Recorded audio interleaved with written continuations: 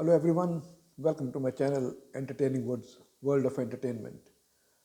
आज मैं रिव्यू करने जा रहा हूँ 1961 में बनी हुई फिल्म जंगली, जिसमें शम्मी कपूर और सायरा बानो थे। ये एक बहुत ही एंटरटेनिंग फिल्म है जिसे प्रोड्यूस और डायरेक्ट किया था सुबोध मुखर्जी ने। स्टोरी स्क्रीन प्ले भी सुबोध मुखर्जी ने ही लिखा था। स्टोरी स्क्रीन प्ले की जो रिस्पॉन्सिबिलिटी उन्होंने ली थी, उन्होंने पूरी तरह जस्टिफाई किया इस फिल्म में। ये फिल्म शम्मी कपूर के बारे में है, जो एक ऐसे ख़ानदान में जमे पले हैं और बड़े हुए हैं जहाँ हंसना बिल्कुल अलाउ नहीं है। एक अलग ही तरह की ज़िंदगी जीती है उनकी फैमिली जो है। उनकी फैमिली में 3 ही लोग हैं, उनकी माँ ललिता पवार, शम्मी कपूर और उनकी बहन शशिकला। शशिकला थोड़ी इनसे अलग है और थोड़ा हंसती खेलती है, लेकिन शम्मी कपूर एकदम खड़ूस तरह के है, जिस तरह से उनकी माँ चाहती है कि वो बने। वो लंदन में पढ़ लिख कर वापस आते हैं, अपना ऑफिस संभालते हैं और एकदम खड़ूस और सख्त डिसिप्लिन वाले इंसान बन के अपना काम करते हैं। तो उनकी बहन जो है शशिकला, उन्हें एक कॉमन आदमी से, जो उनके ऑफिस में काम करता है, कॉमन आदमी से प्यार हो जाता है। तो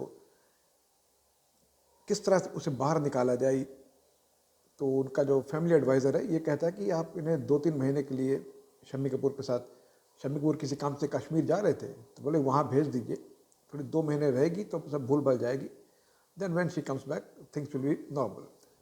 तो शम्मी कपूर के साथ उसे वहाँ भेज दिया जाता है। वहाँ शम्मी कपूर की मुलाकात होती है सायरा बानो से, और सायरा बानो के पिता एक डॉक्टर हैं। जहाँ शशिकला अपना चेकअप के लिए जाती है तो पता चलता है कि शी इज़ प्रेग्नेंट और 3 महीने रह गए हैं डिलीवरी के लिए। तो ये बात शम्मी कपूर को पता नहीं है, कोई नहीं जानता एक्सेप्ट डॉक्टर, शशिकला और अब सायरा बानो जानती हैं। तो वहाँ डिलीवरी करा दी जाती है और इसी दौरान शम्मी कपूर और सायरा बानो को एक दूसरे से प्यार हो जाता है। और उधर ललिता पवार जो शम्मी कपूर की मदर है, इन्होंने ज़बान दे दी है एक दूसरे किसी इंसान को, कि एक परिवार को, कि हम हमारे बेटे की शादी आपकी बेटी से करेंगे, जो कि एक राजकुमारी है। और वो जो परिवार है वो एक राजा है, राजसी खानदान है। सायरा बानो का नाम राजकुमारी होता है। तो शम्मी कपूर उनसे प्रॉमिस करते हैं कि जब आप हमारे घर आएंगे तो मेरी माँ इस रिश्ते को कबूल कर लेगी, कोई इश्यूज़ नहीं है।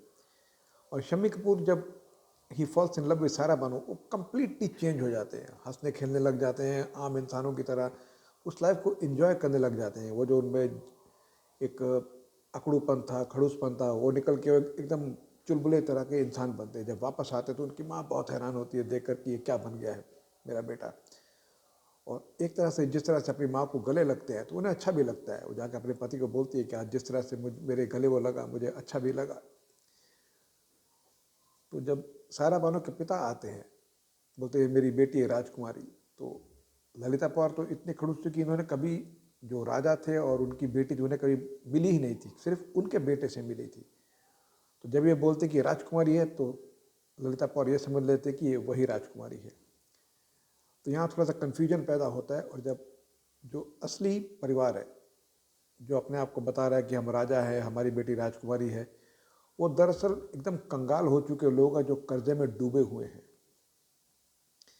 तो वो लोग किस तरह से वापस इन्वॉल्व होते हैं इनसे अपना हिसाब किताब बराबर करने के लिए, किस तरह शम्मी कपूर सायरा बानो को अपनी ज़िंदगी में लाते हैं, किस तरह ललिता पवार को ये बताया जाता है कि किस तरह से वो मोल्ड होती हैं बाद में।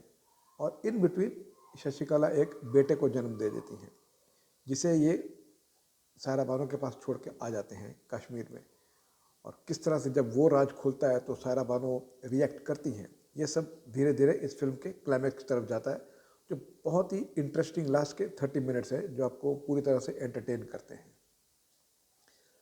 तो इस फिल्म की स्टोरी और स्क्रीन प्ले दोनों सुबोध मुखर्जी ने लिखे हैं और प्रोड्यूसर डायरेक्टर भी वही है। तो कई बार ऐसा होता है कि जब आप डायरेक्ट भी कर रहे हैं तो देन आपको पूरी तरह लिबर्टी मिल जाती है कि आप स्क्रीन प्ले जिस तरह से मर्जी चाहे लिख दें। लेकिन कई बार ऐसा होता है कि आपके ऊपर एक एडिशनल रिस्पॉन्सिबिलिटी है, then you are very alert, बहुत सतर्क रहते हैं आप और बहुत ध्यान देते हैं स्टोरी स्क्रीन प्ले की तरफ। तो यहाँ पे सुबोध मुखर्जी को फुल मार्क्स मिलते हैं, क्योंकि उन्होंने स्टोरी के साथ स्क्रीन प्ले बहुत ही एंगेजिंग लिखा है, जो हल्का फुल्का रोमांस है, बहुत ही एंटरटेनिंग मोमेंट्स हैं। जितने भी मोमेंट्स उन्होंने क्रिएट किए पूरी फिल्म में, करीब 2.5 घंटे की फिल्म है, आपको थॉरली एंटरटेन करती है film from start to finish. आप कहीं भी बोर नहीं होते। तो स्टोरी स्क्रीन प्ले के मुकाबले में सुबोध मुखर्जी को फुल मार्क्स मिलते हैं। एडिटिंग वीके नायक की है, जो बहुत ही अच्छी है, बहुत क्रिस्प एडिटिंग की है उन्होंने। कोई भी ऐसा सीन नहीं रखा है जो आपको लगे कि ये फालतू है या नहीं होना चाहिए था। इस फिल्म के गाने बहुत ही अच्छे हैं, बहुत अच्छे गाने हैं इस फिल्म के। कुछ गाने तो ब्लॉकबस्टर्स थे, और उसके अलावा भी जो ज़्यादा पॉपुलर नहीं थे लेकिन जब स्क्रीन पर चलते हैं, जैसे नैन तुम्हारे मज़ेदार, अनूप कुमार और शशिकला पर पिक्चराइज किया गया था, ये बहुत ही अच्छा गाना है। और कश्मीर की कली हूँ मैं, जो सायरा बानो पर है, और जा जा जा मेरे बचपन, ये भी बहुत ही खूबसूरत गाने हैं। लेकिन जो गाने शम्मी कपूर के ऊपर पिक्चराइज किए गए हैं, जैसे चाहे कोई मुझे जंगली कहे, या अय्या करूँ मैं क्या सुकू सुकू, या मेरे यार शब्बा खैर, या एहसान तेरा होगा मुझ पर, ये माइंड ब्लोइंग सॉन्ग्स है। और जिस तरह से शम्मी कपूर ने परफॉर्म किया है, एहसान तेरा होगा मुझ पर तो थोड़ा सा सैड सॉन्ग है, बट बाकी के जो 3 गाने हैं उछल कूद वाले, नाच गाने वाले, Shammi Kapoor was outstanding, absolutely brilliant. Specially चाहे कोई मुझे जंगली कहे, जिस तरह से उन्होंने परफॉर्म किया है, आप देखें उस गाने को and you will fall in love with Shammi Kapoor. तो गाने इस फिल्म के लिखे थे हसरत जयपुरी और शैलेंद्र ने, उन्होंने बहुत ही अच्छा काम किया है। और शंकर जयकिशन की म्यूज़िक थी, जो कि आउटस्टैंडिंग थी अनडाउटेडली। इस फिल्म को 2 अवार्ड्स के लिए नॉमिनेट किया गया था। बेस्ट साउंड अवार्ड के लिए, जो मिला था कुलदीप सिंह को, और सायरा बानो को फॉर बेस्ट एक्ट्रेस के लिए, ये नॉमिनेट की गई थी वो। इस फिल्म में ज़्यादा कलाकार नहीं है, जितने भी कलाकार हैं सबका काम बहुत ही बेहतरीन है। हेलन एक छोटे से गाने में आते हैं, अय्या करूँ मैं क्या सुकू सुकू, बहुत ही अच्छी लगी हैं। शम्मी कपूर के साथ जितने भी उनके डांस नंबर थे, सारे के सारे अच्छे होते थे, और यहाँ भी उन्होंने बिल्कुल भी मायूस नहीं किया है। राजन हक्सर जो विलन बने हैं, उनका काम करीब आधे पौने घंटे का है, और उन्होंने अच्छा काम किया है। Asit Sen as a doctor अच्छे लगे, अच्छी कॉमेडी की उन्होंने, he brings smile on your face. Anoop Kumar जो बने हैं शशिकला के लवर, उनका काम भी अच्छा है। शशिकला ने भी बहुत ही अच्छा काम किया है। लेकिन यहाँ तारीफ़ करनी पड़ेगी 3 लोगों की। ललिता पवार की, जो एक खड़ूस माँ बनी है, और उन्होंने बहुत ही बेहतरीन काम किया है। उनकी डायलॉग डिलीवरी, वो जो क्रूरपन दिखाना चाहिए उन्हें, वो बहुत ही क्रूर लगी भी है जब दिखाना है, और उनका काम बहुत ही सराहनीय है। You have to give full credit to Lalita Pawar. Saira Banu की ये डेब्यू थी, और बहुत ही बेहतरीन परफॉर्म किया है, बहुत ही खूबसूरत लगी हैं। और ऐसा बिल्कुल भी नहीं लग रहा था कि it was a first movie. वो बहुत ही कंफर्टेबल थी कैमरे के आगे। कई बार ऐसा होता है कि जब आप फर्स्ट टाइम कैमरा फेस कर रहे हैं तो कुछ इनहिबिशन होती है, आप थोड़े घबराए हुए दिखते हैं, बट सायरा बानो के केस में ऐसा कुछ भी नहीं था। She was looking absolutely comfortable, और उन्होंने बहुत ही अच्छा परफॉर्मेंस दिया है। और बात करें शम्मी कपूर की, he was Shammi Kapoor, outstanding in his own elements.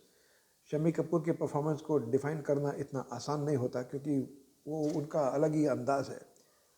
But जब भी कोई सीरियस बात भी करते थे वो, तो you should see his expressions, बहुत ही अच्छे एक्सप्रेशन, बहुत ही अच्छी डायलॉग डिलीवरी। चुलबुलेपन में तो वो एकदम महारत हासिल थी उन्हें। लाइक इट वॉज फेमस कि शम्मी कपूर वो इंसान है जो शरारत को शराफत का चोला पहना देते थे, and you can see that comfortably he use to do that. और यहाँ भी शम्मी कपूर ने एक बेहतरीन परफॉर्मेंस की है। और Subodh Mukherjee as a producer director must be appreciated for making this movie in 1961। और आज भी इस फिल्म की बहुत अच्छी रिपीट वैल्यू है। मैंने परसों ही देखी है, आई थिंक तीसरी या चौथी बार देखी होगी मैंने, और मुझे उतना ही एंटरटेनमेंट मिला जितना मुझे पिछली बार मिला था। So I strongly recommend this movie to you. अगर आपको पुरानी फिल्मों का शौक है तो ज़रूर देखें, नहीं भी है तो फिर भी देखें, आपको पता चलेगा कि पुराने ज़माने में कितनी अच्छी एंटरटेनिंग फिल्में बनाई जाती थी। 1961, माइंड यू, कई साल हो गए इस फिल्म को बने, 63 ईयर्स पुरानी बात कर रहा हूँ मैं। और आज भी ये फिल्म एब्सोल्युटली थॉरली एंटरटेनिंग है। इस फिल्म में सब कुछ है, अच्छी स्टोरी, अच्छा म्यूज़िक, अच्छी परफॉर्मेंसेस, अच्छा direction, and full on entertainment. आप मायूस नहीं होंगे। Thank you very much for watching this video and have a great day.